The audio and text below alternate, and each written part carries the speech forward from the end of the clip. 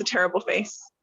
We are. Hi, welcome back to Bard Tonight. It is I, your favorite Scotswoman, Myri Nick Siobhan, and today I am a guest in the beautiful Principality of the Summits with my lovely, delightful co-host, Sheikha Zara bint Al-Rama from the Barony of Aquaterra.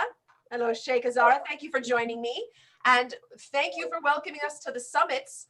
Tonight we are very excited to interview His Highness Kenric Maur and Her Excellency Baronin Ayla and their Excellencies of Terra Palmera. And I just had their names and put them down. Dame Clovis de Walton and Baroness Carmena. Thank you for having us. So you are all down in the Summits. You've invited us into your homes. I've never been to the Summits, so this is very exciting for me. I don't think I've met any of you at any events before, so if I butcher your names or I forget your favorite color or your child's name, please forgive me. No worries. We initially had this great idea to have a lightning round of questions for you just to answer off the top of your head with no thought process to loosen you all up, but you seem a bit loose. So. Welcome to the Summits. And if you haven't visited our fair Principality, wow, are you missing out? It is always a wonderful trip down the Summits. It's true. Oh, darn it. Oh, God. This is going to be a crazy night. This is a Persian. Who is this one done by? This is Teenig Ring. Ring Teen. Ring Teen. They have beautiful pottery. They're not paying me to say this. Aren't they the ones that are at every event with the amazing pottery? Oh my God, I love their stuff.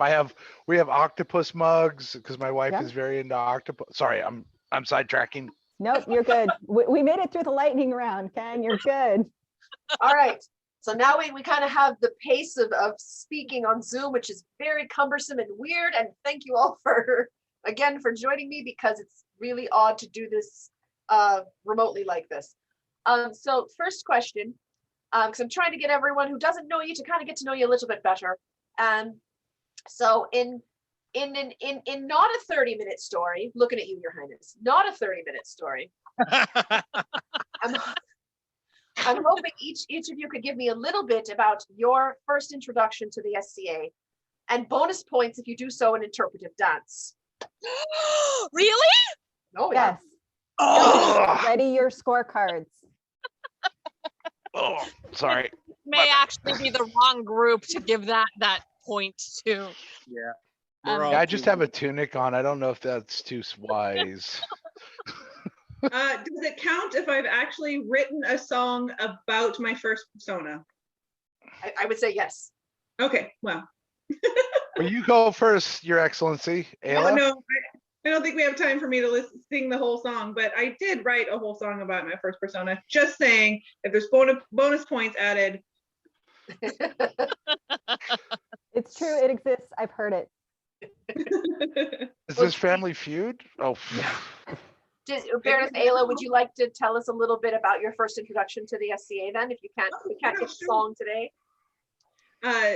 I started as a merchant's kid. My aunt and uncle and 4 cousins were members of the SCA a solid 6 months before they drug me in. And I started the SCA at 14, and I was a part of that merchant's household until I graduated high school. I had a lot of experiences in the SCA. I did a lot of service. I was a part of a lot of fringy groups, who shall remain nameless to protect the innocent.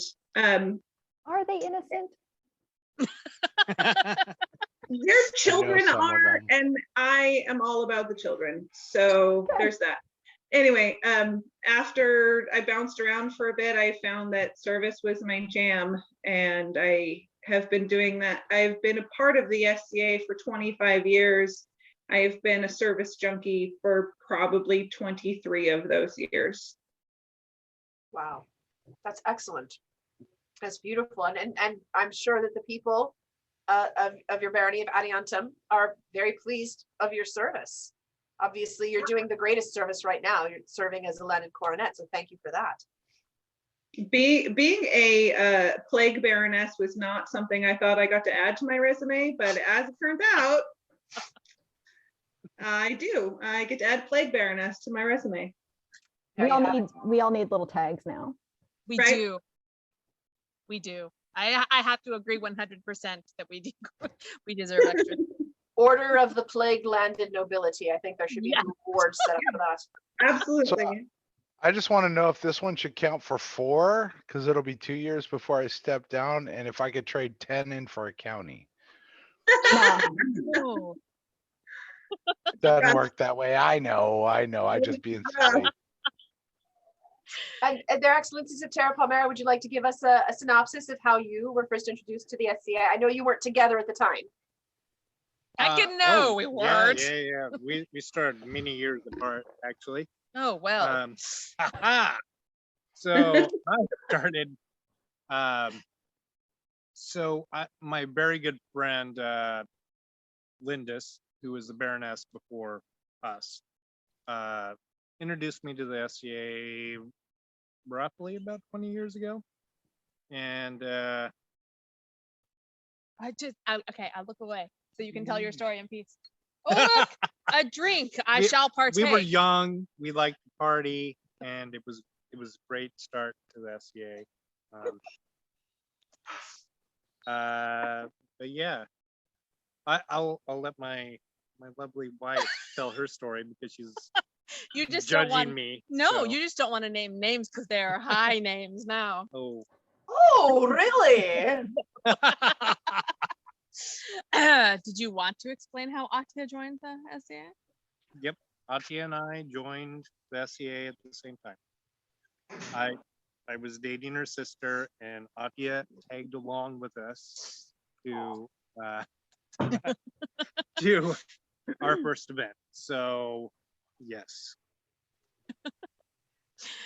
Yes, and I joined, I think it's about 7 years ago.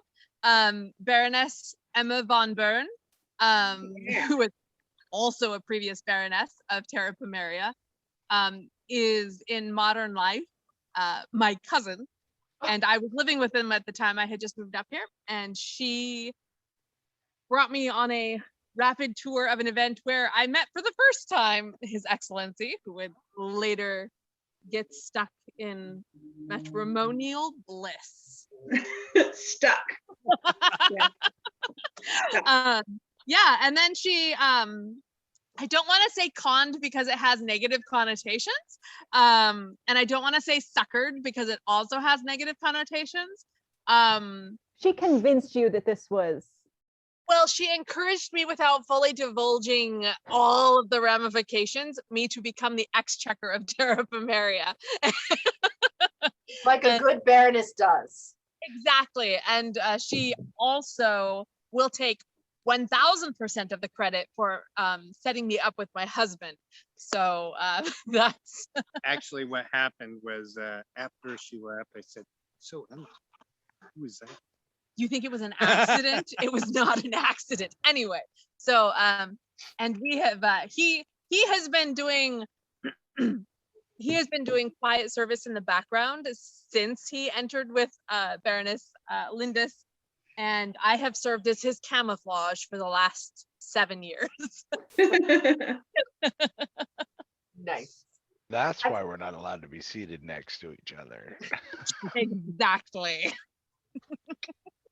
And Your Highness, how were you introduced to the SCA?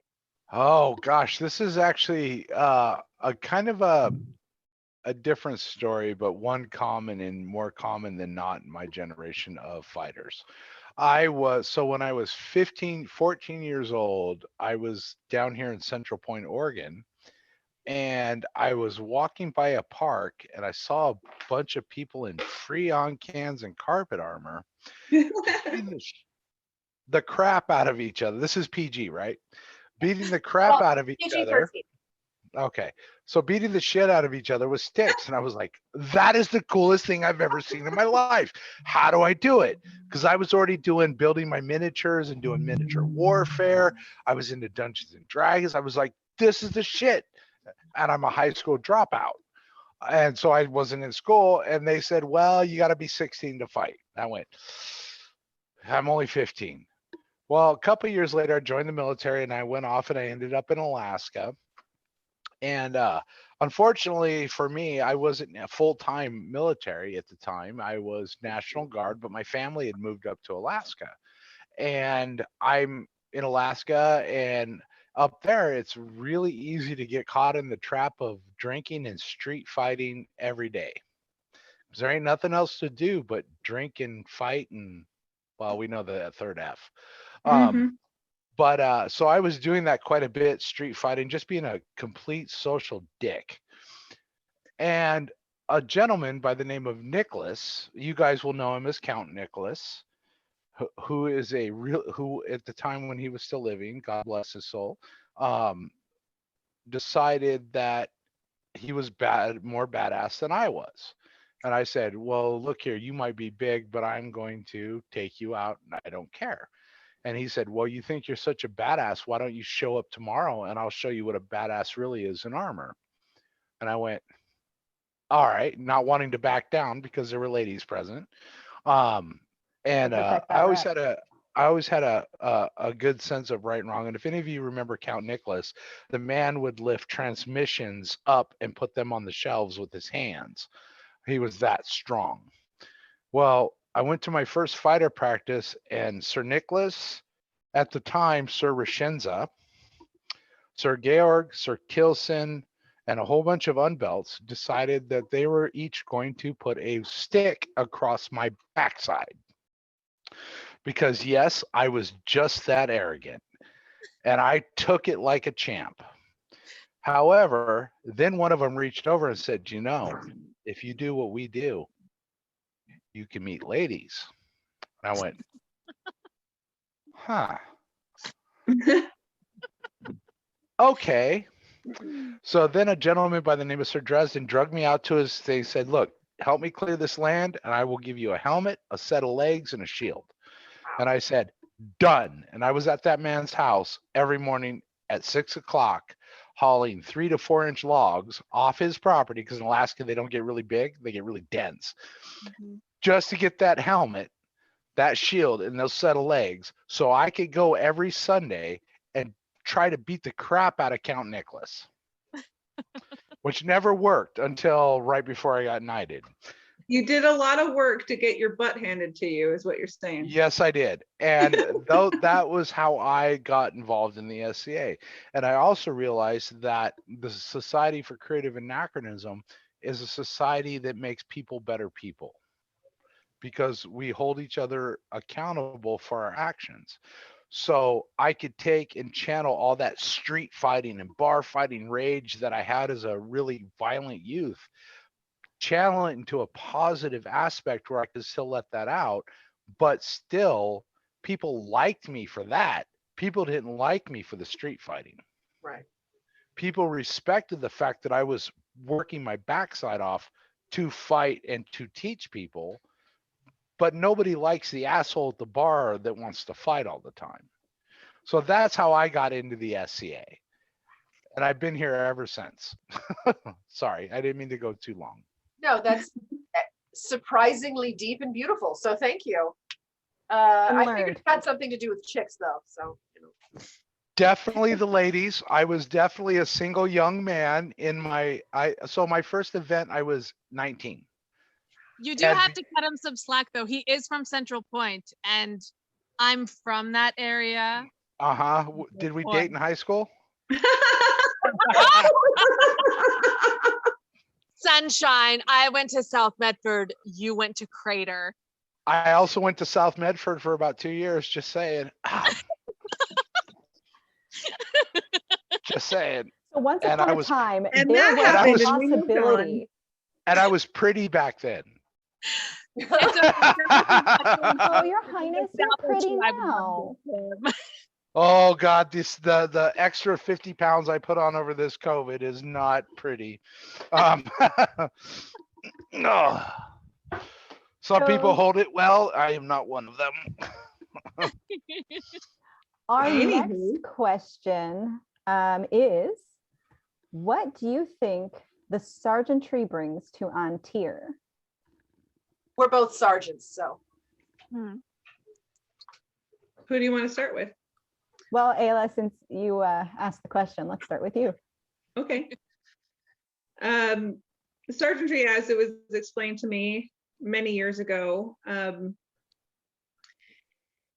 was an opportunity for a baroness at the time. Now it's expanded beyond that to include the baron also, was an opportunity for a baroness to recognize people who were well on a path towards peerage in outlying areas that the crown didn't necessarily always get to go to during the term of their reign. So that if that name was brought up, the local baroness could, by virtue of that person being their sergeant, basically put their stamp on, yes, I will back this human being, and I will speak for them, and I will recommend them for peerage. As we move forward in time through the SCA, peers are much more plentiful, and the crown has the ability to get further through their kingdom than they did back when it was the entire West Coast. Yes. So at the moment, I feel that sergeantry is in many ways the same as it was, just on a more local scale. I can take somebody as a sergeant who is almost ready to be a man-at-arms, or almost ready to be a squire, or perhaps somebody that I think should be recommended to a knight, but I can't go to that knight and say, I recommend so-and-so, and he says, okay, what do they do? And me as a baroness goes, I don't know. But as my sergeant, I have the opportunity to know what they do, know how they serve, know how they fight, know what kind of human being they are, and then recommend them to an appropriate peer on a local scale while they are, I need to well, step we away are from my getting to, computer for a second. I'll be right back.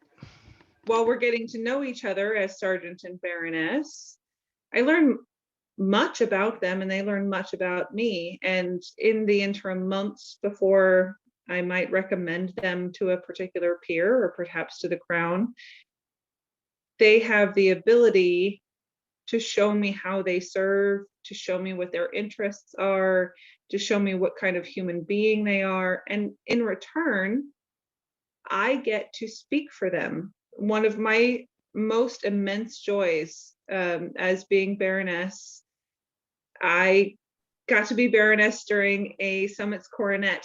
I got to sit in court during Lost Ayla. my sergeant, so-and-so. And that for me was a privilege that I will remember for the rest of my life. I think that sergeantry creates or helps create relationships in a community in places where sometimes peerage isn't readily available or attainable. It's that stopgap in between. All right, I'm ready. I'm doing the things. What next do I need to do? And you can turn to your baroness and she can help guide you, or your baron in this case. Like, don't get me wrong, my baron is amazing with his cohorts, and it's similar for him. It's that I don't have a peer to talk to. Can you help me out? And through the virtue of our relationship, I can, and I'm happy to. I think that the sergeantry serves the kingdom in many ways, but I think that it is a coronet's job to serve the sergeantry just as much. So Nice. that's my feeling on it. Thank you. Hymenaea, Clovis, what do you think the sergeantry brings to on tier? I think it makes people better rounded Scadians, you know, and not just singular focus. I mean, you can be overly focused on either doing your service or your art or even your fighting, but it creates a more rounded Scadian where they see more of what the SCA is about and not just some stick jock or losing the meaning of the society while doing service. And it gives people a better understanding and a better love of the society. Yeah, from a purely selfish, this is gonna make me sound bad because both Her Excellency Ayla and Thank Clovis have expressed many of my same opinions. As a Baroness, it also gives me a group of people that I can say, I need you to do X, Y, and Z. And they already understand what I mean. I don't have to explain specifically what I'm asking for. As His Excellency said, they are well-rounded enough that they know what needs to be done. It's very nice to know the faces of the people that I can tap just to do almost anything that I need. I can ask them for that assistance. I think for us, it is very much providing the opportunity to be very well-rounded and to explore different aspects of the society that they might not have the opportunity or the drive. We all have something about the SAA that we prefer to do. And forced exposure to other aspects is not necessarily a bad thing. I know as we've moved through planning our our poor courtiers and everybody that's wanted to do our trials. We've been looking at how can we make this an expansive view of the SCA rather than any one area. I think that it provides the opportunity in an Ontarian context. It provides the opportunity for people to take a step that they might not otherwise know how to take. It's a recognizable step in a sequence that they can follow. And that's always a good thing. Roadmaps that are clear and visible, Yeah. I think are a good thing to have. I think this is brilliant. Thank you for. I always love to hear the opinions of our landed baronesses and barons on the sergeantry, because sometimes you hear arguments against it. And being a sergeant myself and Sheikh Azara being a sergeant, I think that we both feel that it holds a special place in Ontario culture and an important step in the kingdom. Definitely. Yeah, definitely. We aren't all going to become peers. We all have the opportunity to become sergeants or courtiers. Yeah. Well said. That's something that My I really. apologies, everybody. I had a family issue that I had to run out back real quick and take care of. It's all right. Your Highness, we were talking about sergeantry. So my views on Sergeantry is I think it is one of the best programs that I have seen. Unfortunately, I don't think it is utilized in Ontario as much as it once was. I know the history behind being a sergeant. Matter of fact, I think I've gone through sergeant trials 1999 for Madrona. So it had either been Madrona or Alcatraz. I think it was Madrona because it was in oh, Her Highness is right behind me. Come here. Pop your head down. Say hi. Hello, Your Highness. So I was living in Linwood, Washington. And I think that's part of Madrona. But I went through sergeant trials and it was tough. It was hard. I wanted to be a knight. I wanted to be a knight so bad. I mean, that was my goal when I came into the SCA. Once I learned what knighthood was, that's all I wanted to be.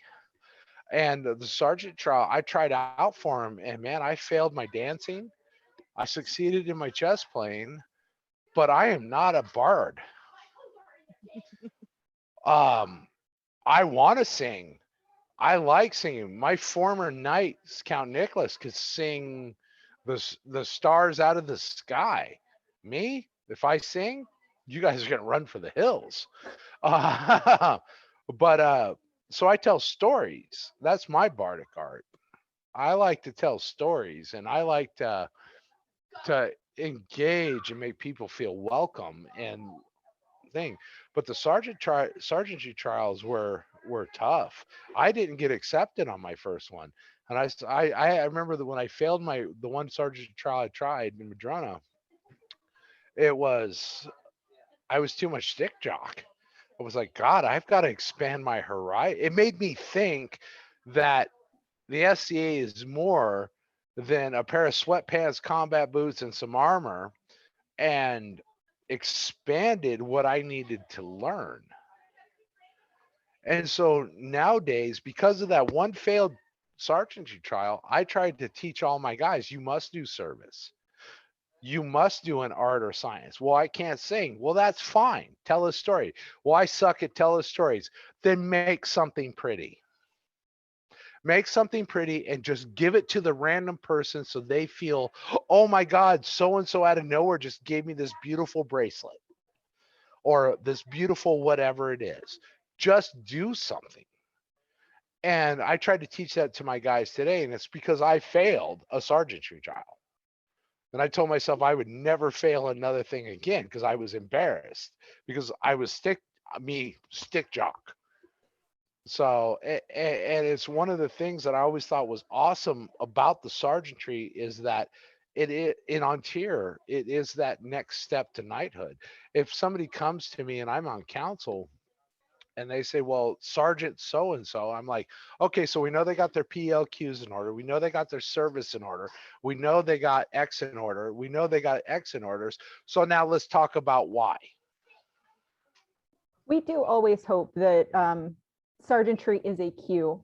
As a courtier who is not a peer, we always hope that this is something that we do for ourselves, or at least personally. I did this because there were qualifications, there were benchmarks, there was a list of things that I could prove to myself, if no one else.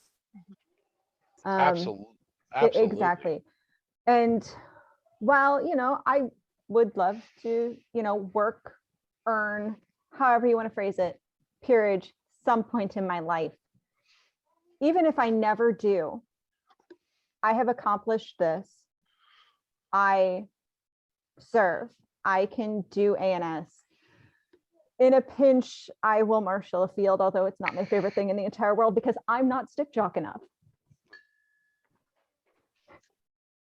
Well, so here, let me give you the truth. So when somebody asks me about a candidate for knighthood, and I'm going to share a little secret from His Highness Kenrick's perspective. If I want a good fighter, I can pay for it. I can hire a mercenary all day long. As a matter of fact, I could get some of the most well-known mercenaries to come fight for me in a minute. His Grace Miles, Duke Alfar. I can go down a list from multiple kingdoms of where I've lived and fought. But if I want a knight, if you want to be a knight, you need to show me that one, people look at you as a peer. Two, you have a certain level of decorum amongst your peers. And when I say amongst your peers, I don't mean the other knights. I mean amongst the populace, the people that really matter. Okay. If all of the unbelts hate you, you're probably not a good candidate for peerage. If all the other fighters say she is a dirty X, you're probably not a good candidate for peerage. But if everybody all of a sudden says, man, this person is awesome, because it could be a lady or, whatever, along those lines, it could be lady or non-binary, whatever. But if everybody's like, this person is amazing, they help us out, boy, are they awesome on the field, they are just, look at the art that they do, look at this. To me, that makes a knight. Because if all I want is a good stick jock, I can pay to have a good stick jock show up. But a knight is something different. Just like a laurel is something different than somebody that just makes a bunch of X, or a pelican is something that somebody sits at gate once in a while. Not discouraging any of those, that because that's the first step to getting good, right? Sucking is the first step to getting better. You're making very good points. You really are, and and it's very, I think, important to hear that from knights and from our crowns and from our coronets. So thank you very much, and I hope that the fighting community is listening. But we should move on to the next question so that you can all get to the rest of your evening as well, because Please and thank you. I know their excellencies of Terra Palmera have a young child, and I'm sorry, I don't know if Baron and Ayla or Your Highness have children. Oh yeah. Yes. Okay, Oh, great. yeah. So this question is good for everyone. So what is it like to raise your kids in the SCA? Oh, And I mean, do you have any tips for other parents that are coming into it, or that are just coming into it, or maybe are new parents? Uh, I don't Oh. know. I mean, always keep an eye on your kid. I guess that would kind of be one of my. and we're terrible at that. We are terrible. Well, no, we kind of always know where she is Oh, roughly. yes. So here's the thing. There are many opportunities to learn and explore and be exposed to new things. You don't want to do that at the cost of somebody else's experience. So knowing where your child is and who they are with protects not just your child, but also protects the experience of other people. Sorry. I use lots of fillers. I also, our dog has wandered off to protect the neighbor's tractor, so that's why we keep looking over our shoulders. I apologize. But the our daughter has really enjoyed the SCA in many ways. It provides an opportunity for kids. So a lot of people who are in the SCA are neuroatypical in one way or another, right? There are a lot of us, and the SCA may be the first place where a neuroatypical child may meet other people like themselves, where it's okay to be super excited about something and not have it be weird. We're allowed to be, and that's something else that I think, even just outside of atypical, typical, beyond all of those, allowing a child to see people be super excited about something they enjoy doing. Our daughter's really good at rolling her eyes at us for things, but what she doesn't realize is that she's getting the opportunity to explore a lot of different ideas and areas that might not otherwise be open to her. Her teachers have always been really impressed with how advanced she is, and I think a lot of that does have to do with SCA. So yeah, the opportunity to talk not just with her peers. She is 9. But yeah, not just to speak with her peers, but also to she's very good at talking with anyone. Duke Torquil, she roped him into an entire 30-minute conversation. So which for Duke Torquil is quite a lot. Torquil's a sucker too, so there's that. You should have seen them together. It was the best thing ever. But yeah, I think the SCA just provides a lot of opportunities for kids that, beyond the opportunity to explore our hobby, it provides an opportunity to see adults enjoying something weird. I hate to call it weird, but something that is not traditionally acceptable. Yeah, we get to be super geeky and excited about things like, did you see the cuff of my jacket? Did you see that it was hand sewn? They get to see us be super excited about that. Yeah, I'm sorry. no. It is your child. Yeah, we'll hand it on over. You want to go next, Ayla, or you want me to go next? I'll go, it's fine. All right. we're wrapping up with you. That way we can cut you off when we need to. My kid has been a part of the SCA since before they could walk. It took many years for them to have any real interest in the goings on. Like I said earlier, I'm a service-oriented human being. So I found myself on various retinues. And when my kid was old enough to actually want to go to an event or want to participate other than coloring in their coloring book at camp, because I was a service human, there were opportunities for my child to serve. Or is that me? They have been on 6 retinues at this point at 11 years old, almost 12.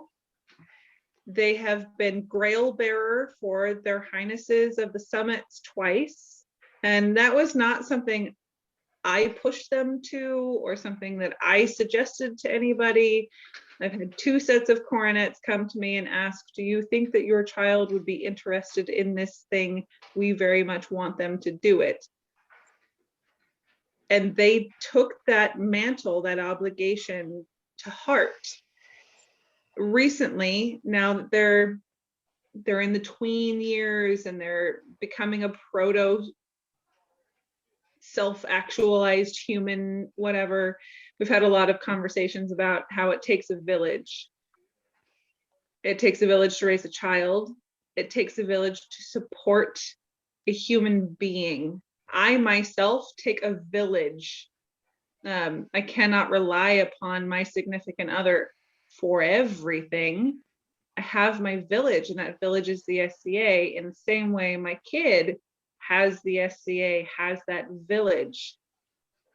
I have an uncomfortable thing that I kind of want to bring up to mom. I don't know how to say it, but I have 400 aunts and uncles who love the crap out of me, and I can go to any one of them and say, so will you just hear me? Because I think I want to tell my mom this, but I'm not sure how they're going to react, or whatever it is.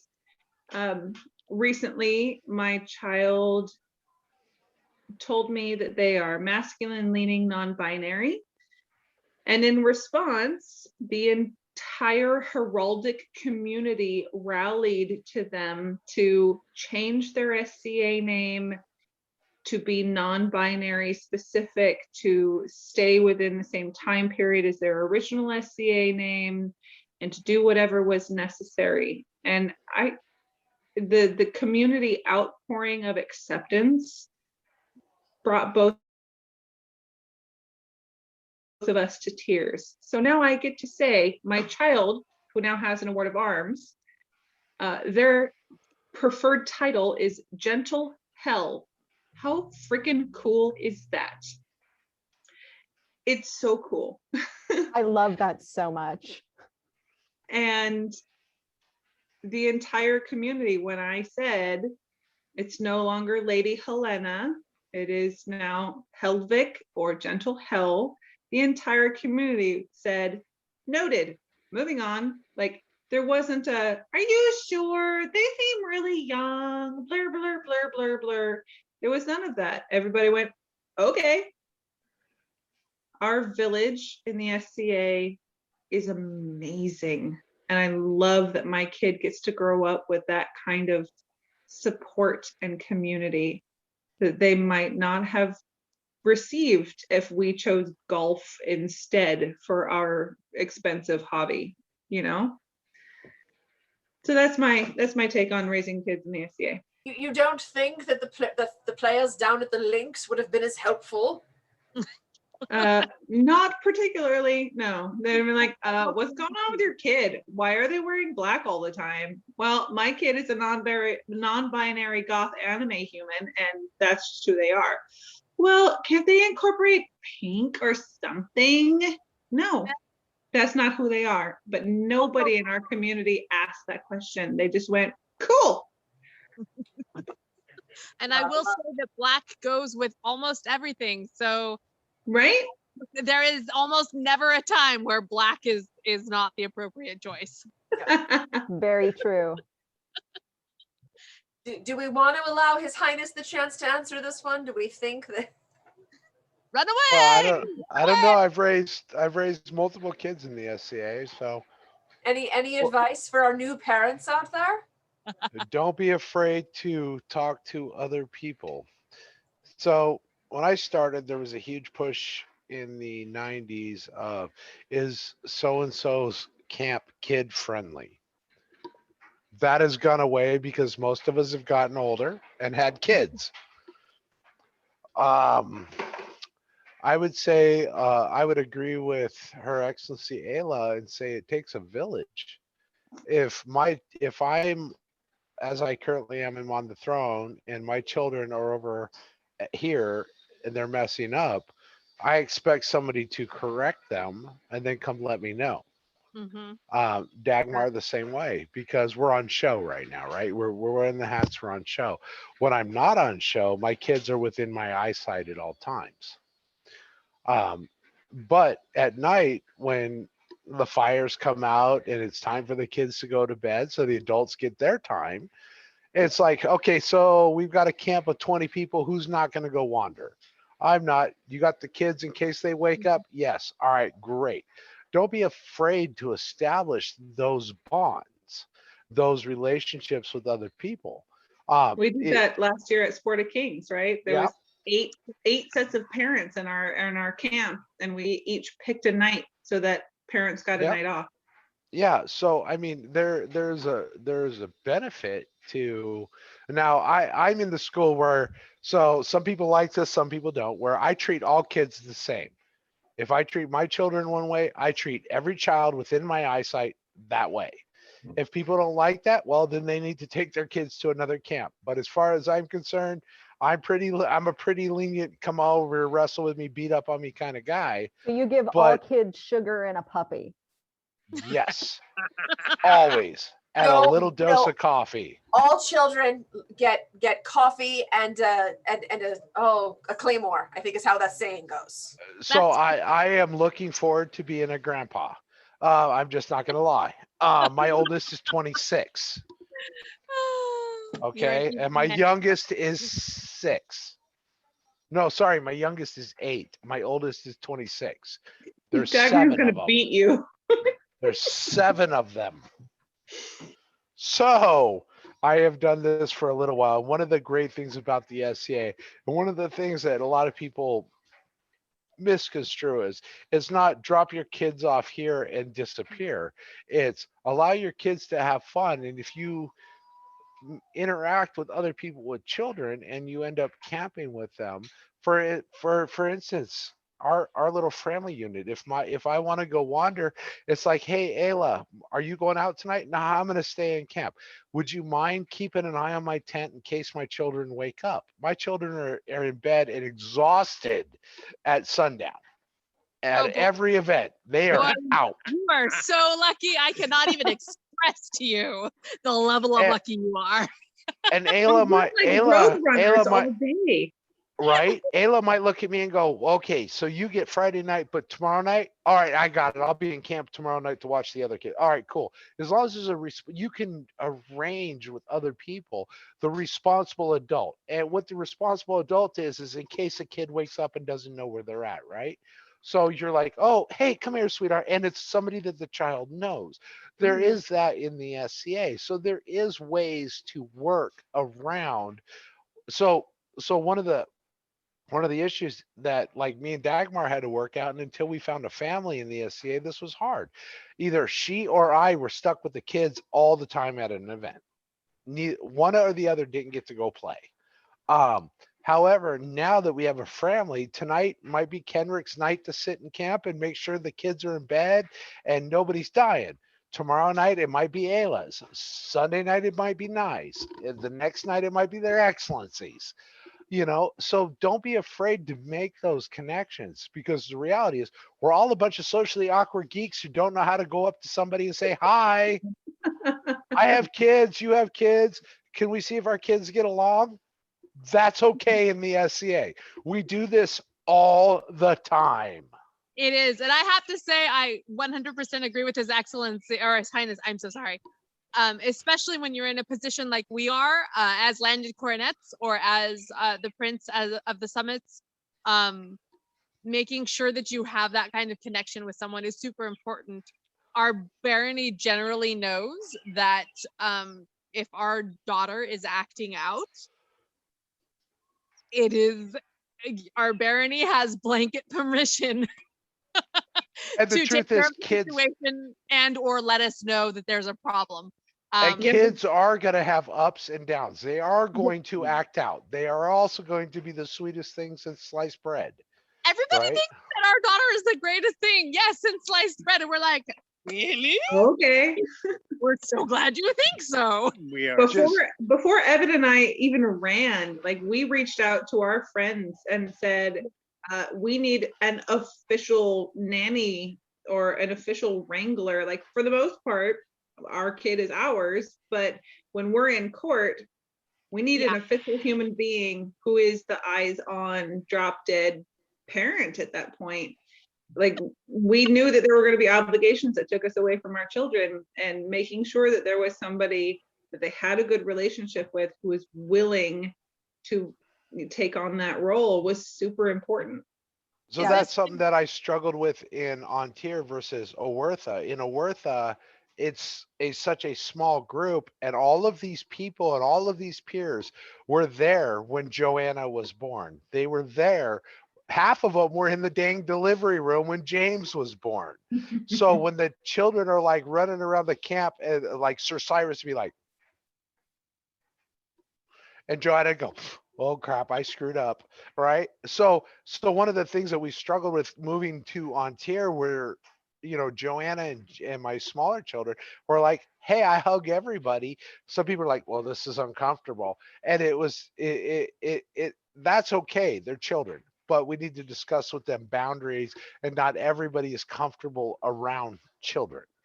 Now Joanna has a knack. I'm not gonna lie, my daughter, she has a knack of making people like her, because she'll go, tell me about X, and it will be some crazy scientific word that person happens to know a lot about.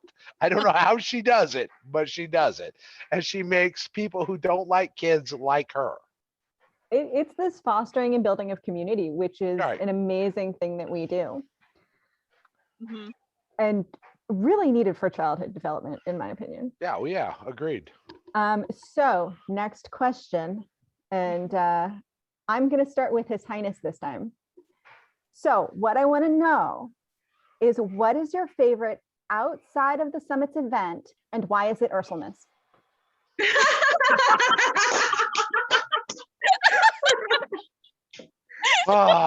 You picked the wrong person to start with, cousin.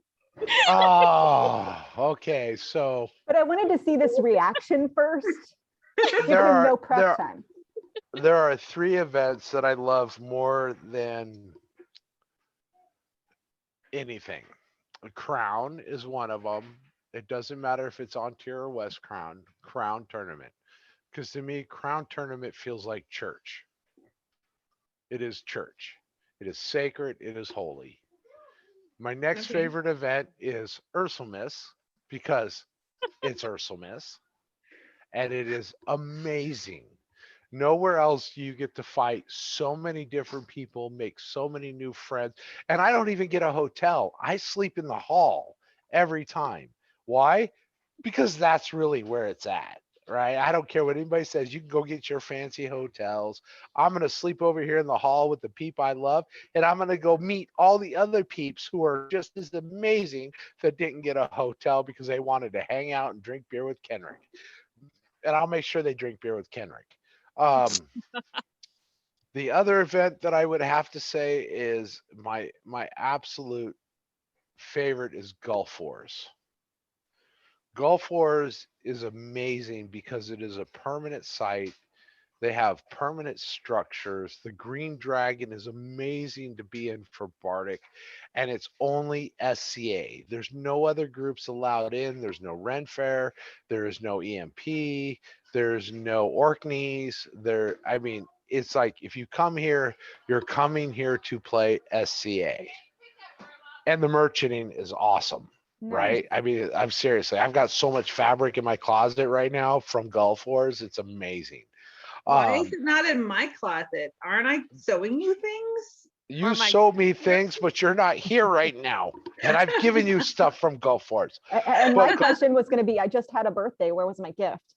Great. Oh, well, you know, what kind of gifts would you like, Your Excellency? Still, Well, you just mentioned that you saw had a that- closet filled with fabric. I was gonna say you saw the gift I gave your man there. I know. So for those who don't know, His Highness gifted His Excellency with an amazing helm that His Highness made. So there's a story behind that, but we'll get into that at a We're later going to get into question. that Different thing. later. Clovis Different and thing. But those are my those are so for, like I said, Crown Tournament is church because it is deadly serious. Coronets are deadly serious. And if you want to push a fighter for real, you push that fighter into a tournament for a position, and they will perform their best, they will be their best, and they will show us their best. Or they won't. That's why it's church. Clovis, favorite event outside of summits? Why is it Ursulmas? Well, I'd have to say now, my favorite event outside the summits would have to be Stromgard. And I would say before that, it was probably, I really liked Rivers Bend, William Hill. It was always such a small, cozy event. Great people. But I would say Stromgard Duel it's always held as a free event. It's really great for the kids. They always do, or up until recently, but they did a gift exchanges, always really welcome kids. Lots of kids activities. It's just a great small event. Yeah. So is this the point where we apologize profusely for the fact that we haven't made it to Ursulmas yet? We feel I'm really so super sorry. bad. You should be apologizing because Ursulmas is amazing. But at That we some point you will, and that Mhm. is what matters. Yes, and it was supposed to be in 2020. That was, yeah. Outside, so I'm bad at decision making, so you're gonna get stuck with me. I really enjoy Sport of Kings. I love the ambiance. I Forgot love about that one. right. I love walking through. Sport of It's Kings. the same thing that I experienced with On Tour West War. Part of the reason my falling in love with the SCA story is the freaking banners. There is nothing to me like a banner snapping in the wind to just make me go, I am here, I am in this moment, like this is where I need to be. And Sport of Kings provides that. You're wandering through medieval encampments. There are banners snapping in the wind. I do also enjoy Stromgard. You will, but I also really enjoyed Baroness War. Oh, yeah. That was an awesome experience. I haven't gotten to go yet as a Baroness, but the Baroness War that we participated in was a lot of fun, and it's really awesome to, I don't know, to see that kind of down with the patriarchy.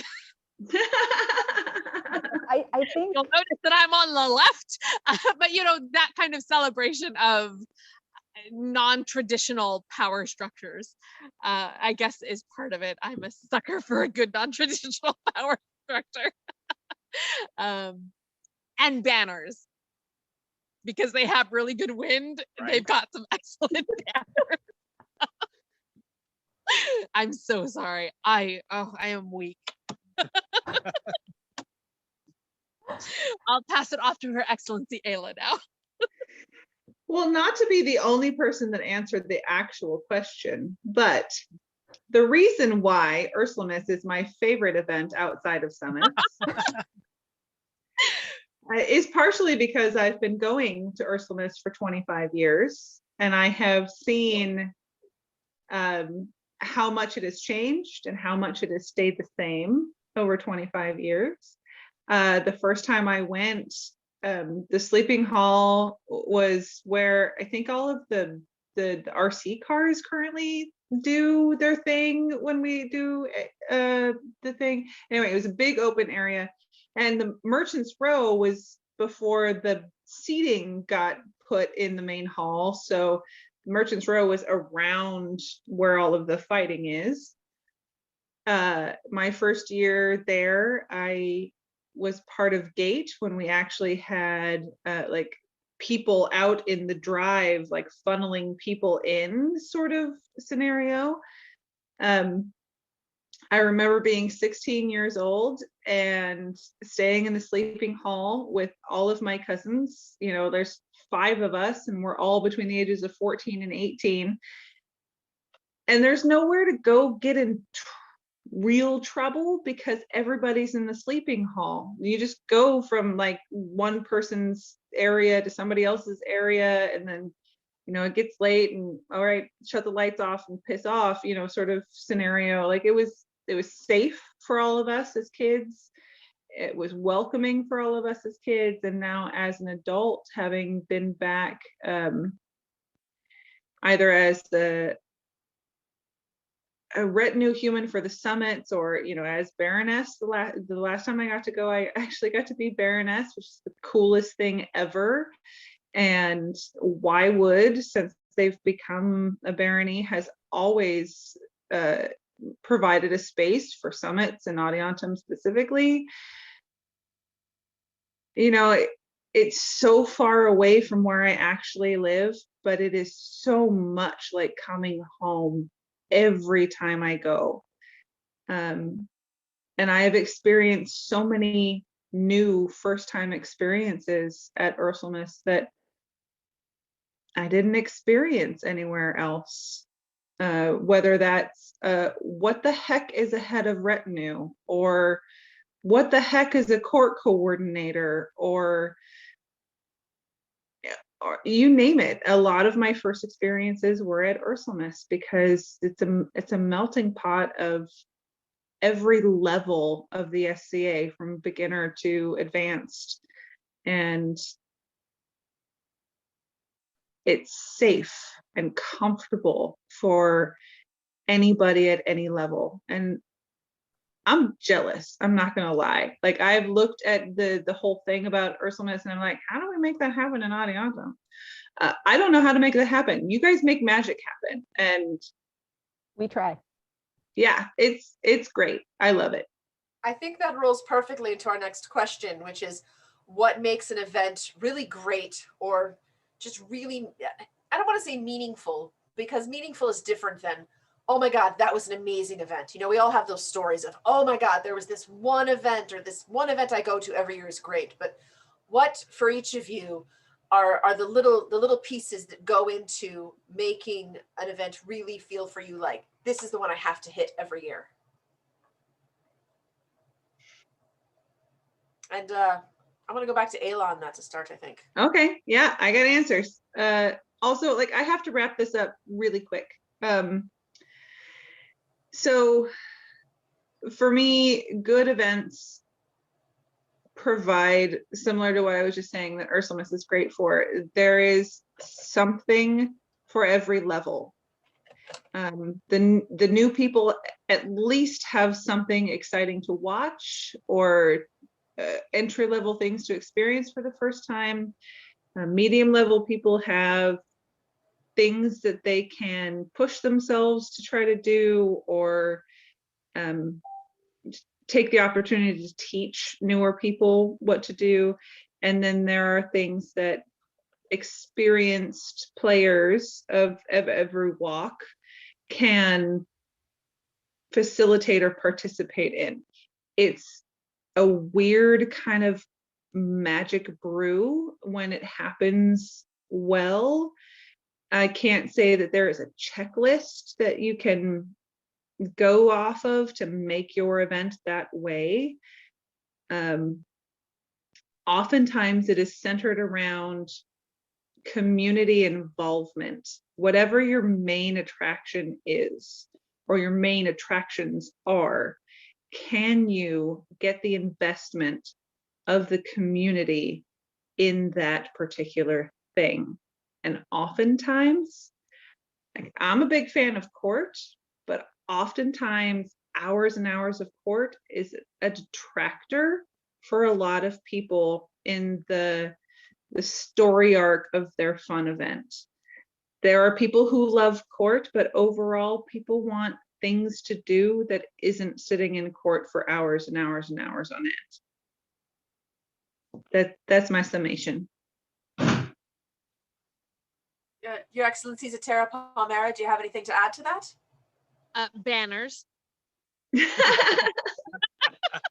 You need to figure out how to have an evening breeze. I 100% agree with Her Excellency.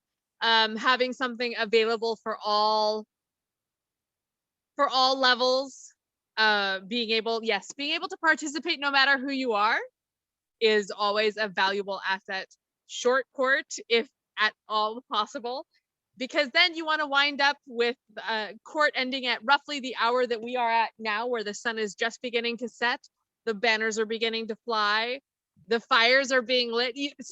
I guess this is my personal favorite part of events, is that kind of magical hour that occurs where you've gotten to do things during the day, whether as a fighter you've gotten to smash some heads, or you've gotten to take the most incredible ANS class that you could ever imagine, or you are looking forward to the Bardic Circle of your dreams.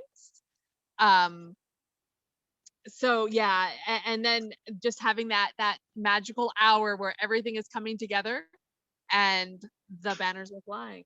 I don't know, Your Excellency. Yeah. You know, we always come for the activities that are scheduled, but the magic really happens like after the schedule is over, and the lights, the sun is setting, the campfires come out, and that's where the magic begins. Yeah, I did see that Her Excellency Ayla is needing to leave. Did you have any other questions that you wanted to pose to her before she needs to take off? Actually, I was gonna ask, do we all need to get going for the evening? I know you all had other plans, and if Ayla needs to, we can keep going for a little while without Ayla. I want to take the temperature of the room, see how we're all feeling. We've still got plenty more questions to make it all weird. And I'm sorry you have to miss out on it, but I promised my kiddo some time this evening, and we've hit that point where I have to go be mom. Well, we'll thank you for joining us, Baron and Ayla. Thank you so much for coming, and I hope to see you again soon at a real life event, in person. And Absolutely. Have a great evening with your family. Good night. Lovely to see you, cousin. I just realized that my microphone actually fell off my headset. So, my bad. I'm good for as long as you guys are. I made the commitment and I marked out time for tonight. I just thought it was at 7, not 6. We did as well. So we're fine with continuing. We may have to relocate to a better lit location within the next hour. So. Well, I won't keep you another hour. We'll try to move you through really a little quicker than that. I was going to say, I consider this part of my service that I owe to the Principality and to the Kingdom. And you can keep me as long as you want. Hey, In that case, I've got some trees that need to be moved off my property. That would be His Excellency. Yeah, that would be that guy. As long as you like, but I work pretty hard during the day. Yeah.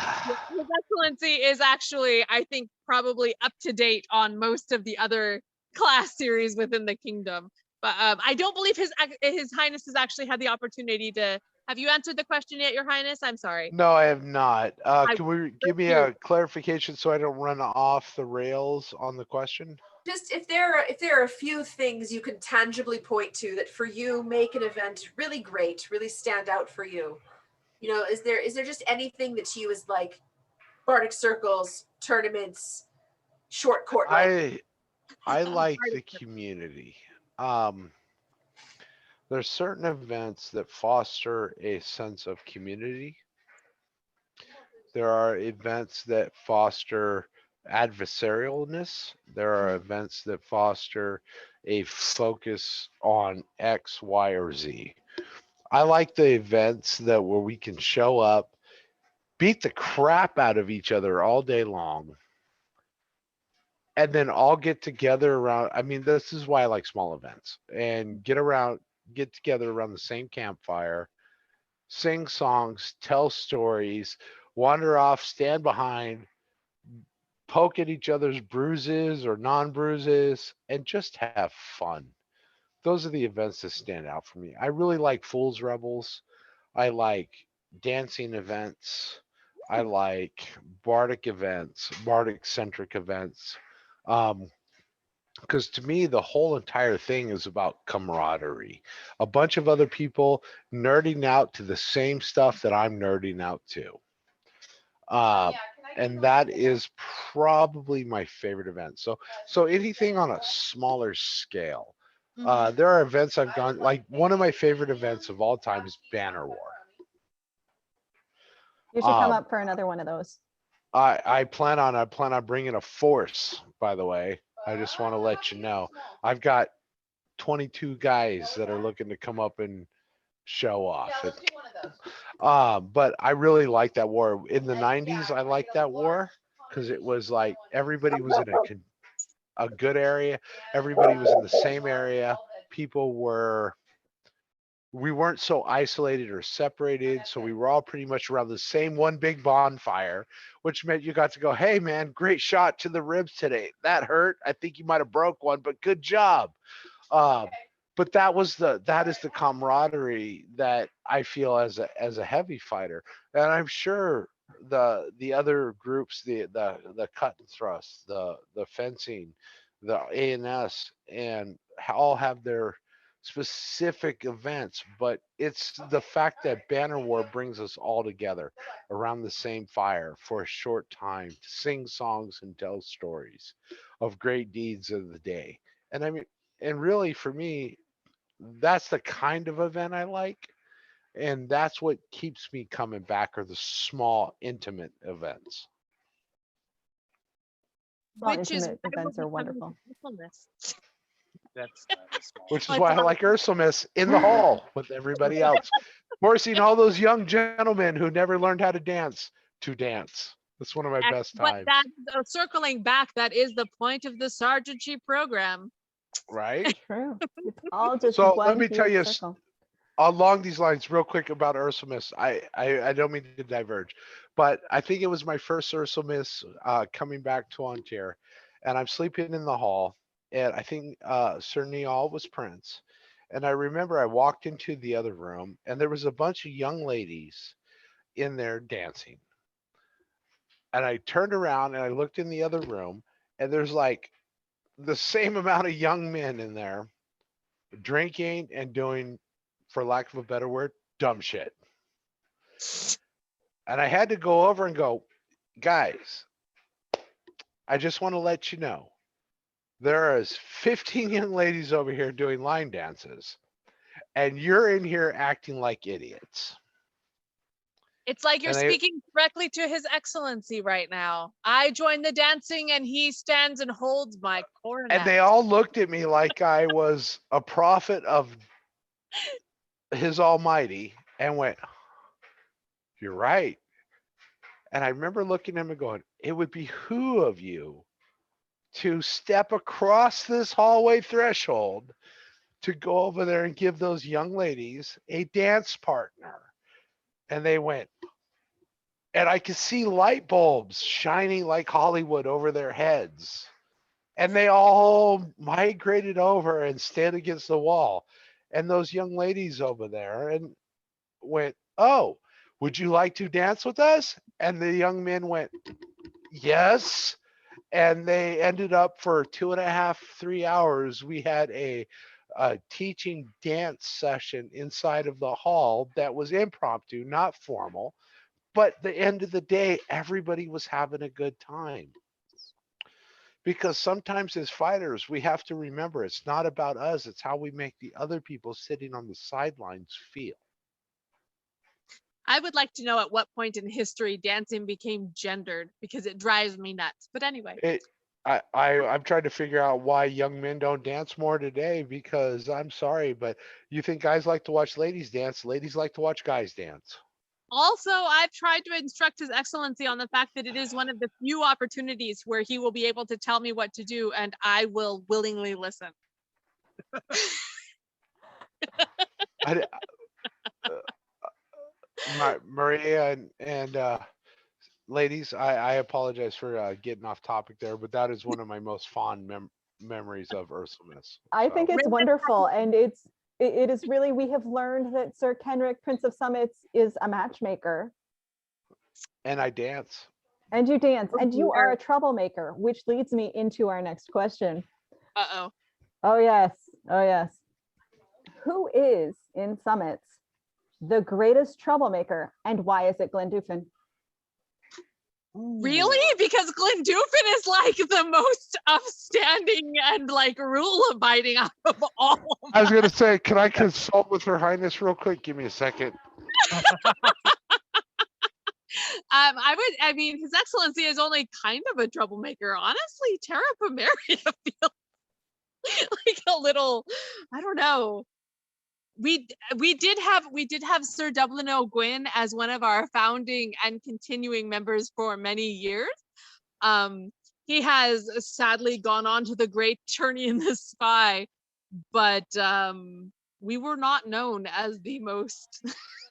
I feel prejudiced on this comment because I live in Glendoofin. I just want to point that out for the record. That's why I'm trying to pull blame away over to us here in Terra Pomeria. Her Highness says she's not a troublemaker. I've met Her Highness.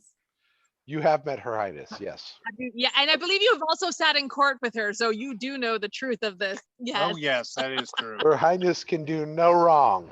You know, I've sat at high table with you two. Since Dagmar is not here, it's safe to say. Oh, she's here. She's just over there. A troublemaker in the Summit. So Yes, if we lay it all at Dagmar's feet, then You want to come answer this one? Would you stop roping her You see in? that Stop! halo? She can't hear us, Your Excellent or Your Highness. Okay. All right. If you can't tell, I have difficulty with my title. So Dagmar is camera shy. I just want to let everybody know that. That's why she's not on a lot of the Zoom calls, and I am, because she is camera shy. His So Excellency brings me along so I distract other people. And then he gets to seem very wise and discerning. well, Your after- Excellency, you are incredibly distracting. Your Highness, thank you. Again, this is why we're not allowed to sit next to each other. I don't believe I'm actually allowed to sit next to Dagmar anymore either. You're not allowed to sit next to Dagmar. You can sit next to me, but you're not allowed to sit next to Dagmar anymore. That's the rule. It was Terra Primaria Baroness. It was Sorry, Dagmar gave me that look. minor shenanigans. Huh? Oh, Dagmar says you are allowed to sit by her, and anybody that has a problem has to answer to me. So there's that. That's settled.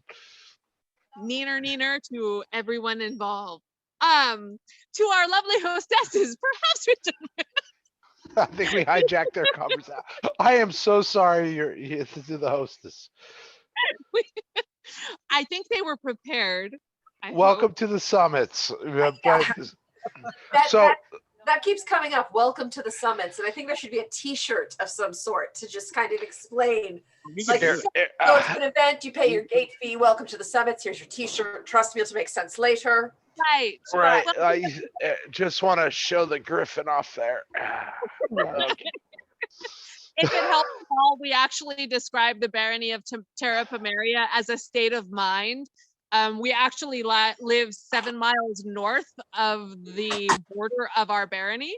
But we have also found that a great many people enjoy playing within our barony that live well outside of our bounds. So we've talked about making a t-shirt that says Terra Pomeria is a state of mind.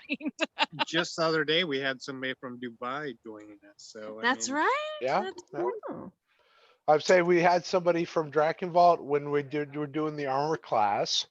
Yes. We've had people from all over the world join in on some of the classes that Terra Primera has put up. And one of the things that I like to foster is because the reality is my white belt, my chain, and my hat and $2.50 still won't buy me a cup of coffee at Starbucks. Um, No, so you you need gotta at least $5.50 for that. Amen to right that. You because bring up an interesting point because you say that you are a peer, and so I'm curious if any of you have. I'd like to know who your favorite peer is, but it can't be your parental peer. It can't be the peer that made you. Oh, that's an awkward oh question. wow. I know. Ooh, That's the point. Answers? I have so many heroes. I was gonna say there are You so know- many peers that I hold in high esteem. I would say right now, Ashoksky and Rifkin have been just doing an amazing job of keeping people involved and educating people on the history of volunteer and society in general. And right now, those two are really my heroes. I would have to say Duchess Ellis. She's down in the West currently in Owertha with Father Mike. Poison Duke's her? Fen. No. No, we you someone get else. it. You did poison Mom because Mom would just like, what is that? Oh, She'd be like, how dare you? How's your drink for the next 10 years? I would have to say Duke Sven Ruddleson out of Onsiora. I'd have to say Sir Shannon Irontree. Viscount Sir Georg of Glacier's Edge out of Owertha. And He's Duke got a whole Uther. list here. He's just going down the list. Well, you asked the question. I'm going to give you the honest answer. These are people who I admire and I respect. Sir James Graham, Mhm. Paul Bellatrix. I mean, there's so many amazing peers. But you're Fortunately, saying you can't pick a favorite. right. Well, his okay, list so is let me long not and lie. vast. I would have to say Duchess Ellis. There you go. Because There's the answer. He answered the Ma- question. mom has counseled me on so many things.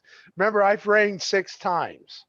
So this is my sixth, kind of 7th, 8th, 9th, and 10th, all in one shot. And Mom has counseled me and given me solid, good advice. So I would say Duchess Ellis. All right. I think Sheikh Azara has a very important question for these COVID times. It didn't answer. Oh, she didn't. Darn it, Oh God, I cut her off. I'm so sorry. Slovenia. I was kind of hoping that you wouldn't catch that because I run into the same problem. I have many peers that I both live in terror of and deep respect for. So Baroness Lindis is, I mean, she's His Excellency's best friend, which makes it awkward. But the amount of service and the seriousness with which she takes her role is really a good role model to remind me to come back to Earth sometimes. But we have many peers within Terra Primaria, honestly. Mistress Vari, she has, although she does not actively play as much right now, she has willingly offered multiple times to assist with different projects that I've had in mind. She's always standing behind me if I do choose to do something bad and be like, go do the thing now. We have Sura Lael and Bara. They have both been great examples of excelling in multiple fields outside of our own local area. I'm so sorry. You asked. None of you can answer a question correctly. It's fine. The Baronesses, Moira and Vivian have both been, they're both Pelicans, and they've both provided me with great moral support. But there are so many. Pick one. I can't pick one. So what we're saying is that you too have a list that is long and vast. Yes, so I guess that's the thing. There are a great many peers who embody all of the qualities that we want to see in a peer. Yes, there are names that fit those bills. I am so sorry that I can't narrow it down. That's Back okay. to you, Bob. Oh, I'm going to save that funny off story for later when, we're not doing this thing. Right. So after these COVID times are over and we can gather again. Ursulmas. Yes, Ursulmas, you will be here. What is a thing that you have found during this time that you think should continue? Ooh, Your classes. well, yeah. I think that the virtual, it needs to continue. I mean, it has added so much. I mean, it never took hold before because, we could all meet in person, but it has added so much of the history, so much of the, Inter-kingdom anthropology. oh yeah. We're able to bring in, or I should say His Excellency is able to bring in teachers that, no, it's really him. Seriously. I'm just the camouflage. It's him. He has brought in teachers from literally around the world that we would never have been able to. And we have great teachers within our own areas, but having the opportunity to learn from outside of our kingdom. Oh, it's been amazing. Basically our class series is like an ANS night. And when would we have an opportunity to have somebody from Lockhart or Lionsgate, frankly. Lionsgate or the Kingdom of the East show up to teach a class for us? I mean, it has been such an amazing experience, even though it's not the experience we had hoped for over the last year. But it has been such a great opportunity. And also the opportunity for online. So there are downfalls to online communication. We all know that. But our barony spans 3 counties. And to drive from one end of our barony to the other takes 2 hours. At least 2 hours. So the opportunity for us to, and we had online participation previously with some of our coastal people, but having that become more of a norm is a wonderful thing, because now if someone's sick, they don't have to miss the meeting. They can literally phone it in, and it's not a problem. Yeah, we've encouraged officers to participate that don't even live in the barony. So we have people participating in the running of our barony who don't even live within the zip code. Terra Pomeria is a state of mind. Careful now, Your Excellencies. We've been trying to expand northward for you. I mean, would you not start a war on this podcast? Got some pretty heavy hitters down here in Glenduven, just saying. I hear ya. But yeah, I think that's what we've really enjoyed, and what we hope to see continue as we move past the pandemic. Your Highness. I would say that I'm going to have to echo what Their Excellencies of Terra Primera just said. The virtual stuff is amazing. I never thought I could teach an armoring class online until His Excellency was like, you should teach an armoring class online. I don't know how to do this. It's okay. You got it. I'm like, I do? Okay, we're going to try. And we did it, and it was successful. Matter of fact, if anybody's interested, I still got that helmet. It's all going to St. Jude's. Okay. So, sorry, shameless plug. But no, I didn't think I could teach a class online if His Excellency wouldn't have prodded me to teach that class. Now I run a Twitch channel that people come to watch to learn how to build armor. And that is amazing. Love you, baby. Sorry, daughter. Um, and at the same time, the virtual stuff, it reaches out to say, like my squires down here in Glendoofin. Some of the classes are being taught in Northern Ontario that they're putting online. My squires down here, we watch those on the big TV and we discuss them. That is Mhm. some good information. Arts and science classes. I mean, A&S. Wow, I've learned actually quite a bit just by people putting stuff online. I may not be any good at that particular skill, but at least I'm understanding how to document, how to research. I mean, believe it or not, research, I think there are actual laurels in research. Mine I, is I one. right? So how to research. Looking stuff on Wikipedia doesn't cut it, right? You got right? I But know. it I can thought take the you to same better thing. sources.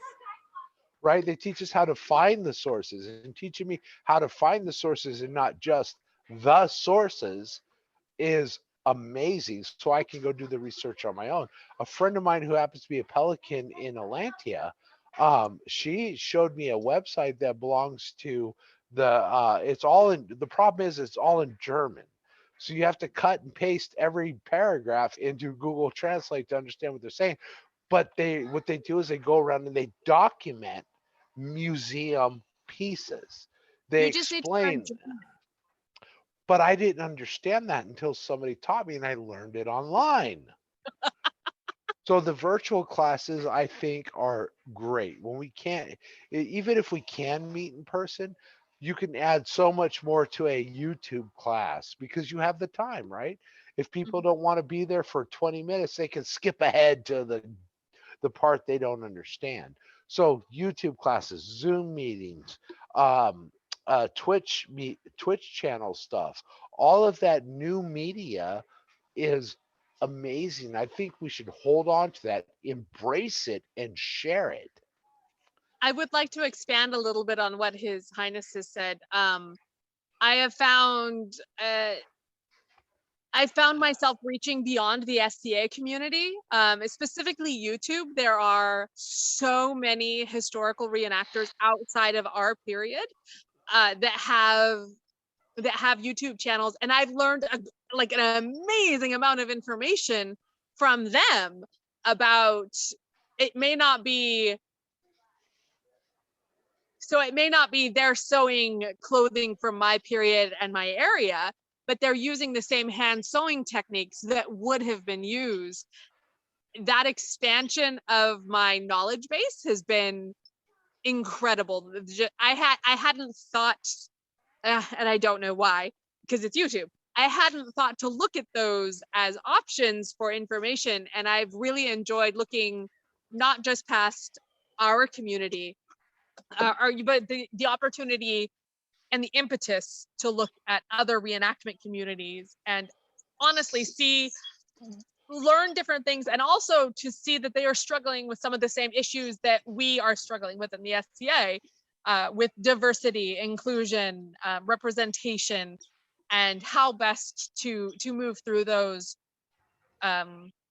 areas, because it is a difficult question, and knowing that we're not alone and that this is something that other communities are also fighting with, or not fighting with, um Working towards. working towards. Thank you so much. Yeah, working towards, it helps us not feel alone, and it also provides us with a larger conversation and a larger context, and I really appreciated that. Uh, Sorry for expanding on your question. I don't mean to take this too long, but I would like to give an example of what I'm talking about new media. In the 90s, the West Kingdom fought like the West Kingdom. Ontir fought like Ontir. Caedians fought like Caedians. Outlands, so on and so forth, right?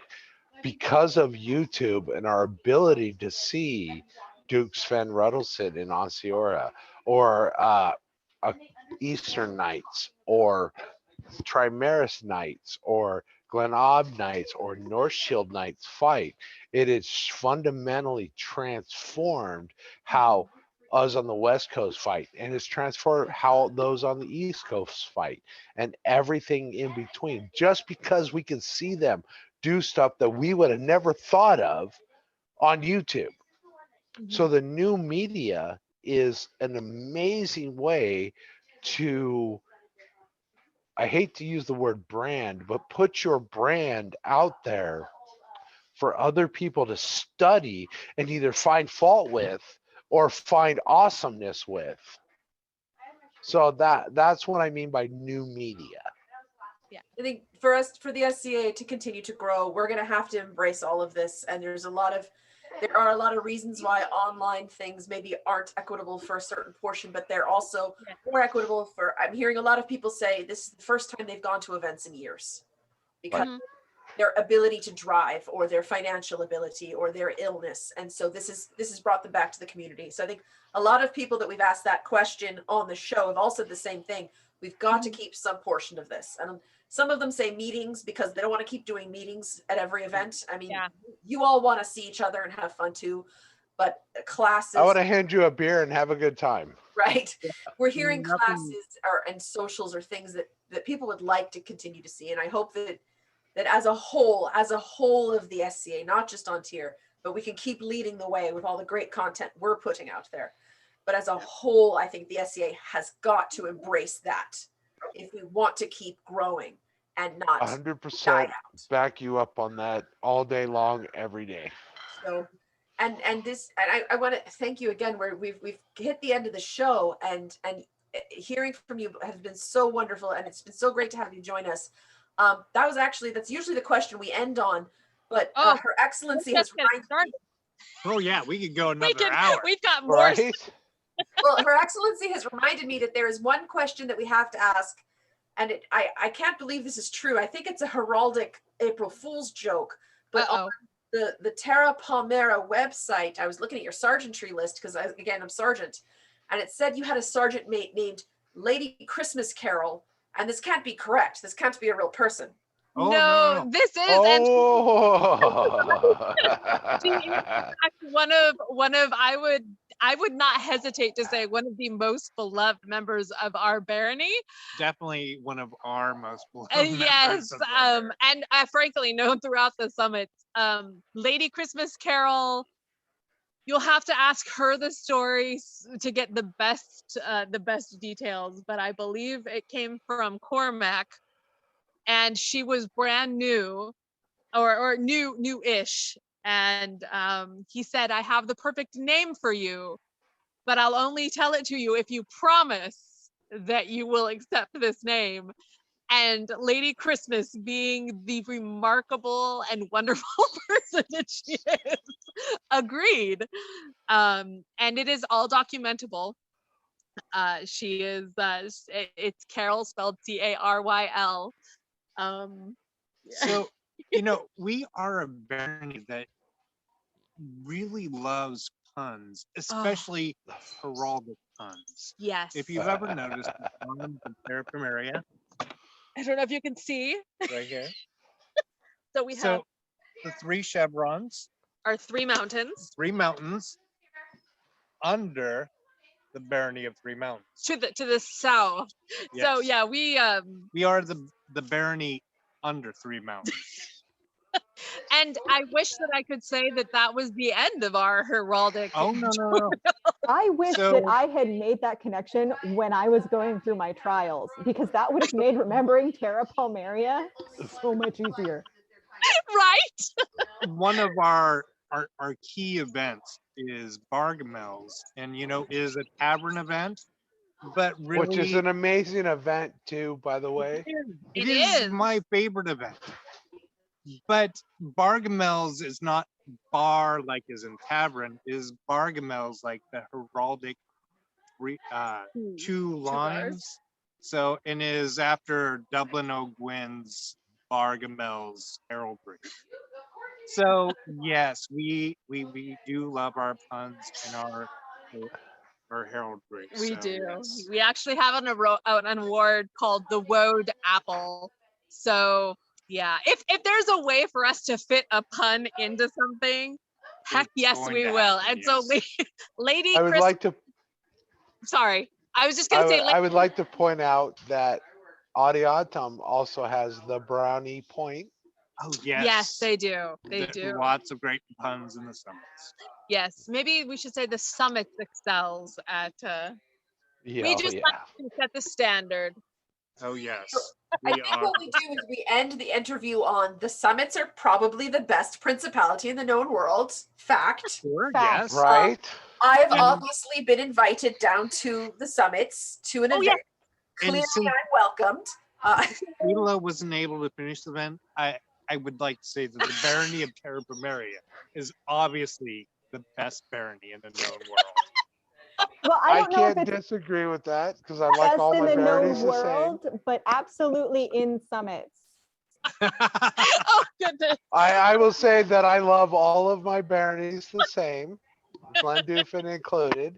I happen to live in Glendoofin, so I think they're pretty awesome down here. Yes, And we're we have some of the excited. best cut and thrust fights. And let's be realistic. If you want a good 2-stick fight, come fight me. Um, uh, but at the end of the day, the Summits is a great, amazing place. We're happy to have Terra Primera and Adiantum and Glendoofin and all of our shires and all of the locations that belong to the summits. We all have a common theme. Let's just have fun. Let's enjoy the company of each other. And Like not continue to answer questions when we have to turn off the camera. Oh. I don't know what you're talking about. Yeah, so you get us warmed up. We're just to the point where we're like we could talk for another 2 hours. But on that Wait note, till you, wait till you see us at a Bardic. Oh my God. We can do part 2 of this at some point. let me help you. Let me help you with this. So thank you so much for joining us this evening. It was such a pleasure to get to know all of you. Absolutely. It was an amazing adventure. And thank you for walking this crazy, chaotic road with the rest of us. Absolutely. And if we are ever, well, not if we are ever, when once we are again in the same physical space, look for the gigantic, monstrous, colossal canvas castle of Thane Clovis and Because- join us. We cannot do anything by hat. It must be all the Good Watch night out. on You here. just We'll gave see me you an soon, invite. if not in person, hopefully in our dreams. Good night, everybody. Good Nice. night. So much. Thank you, guys.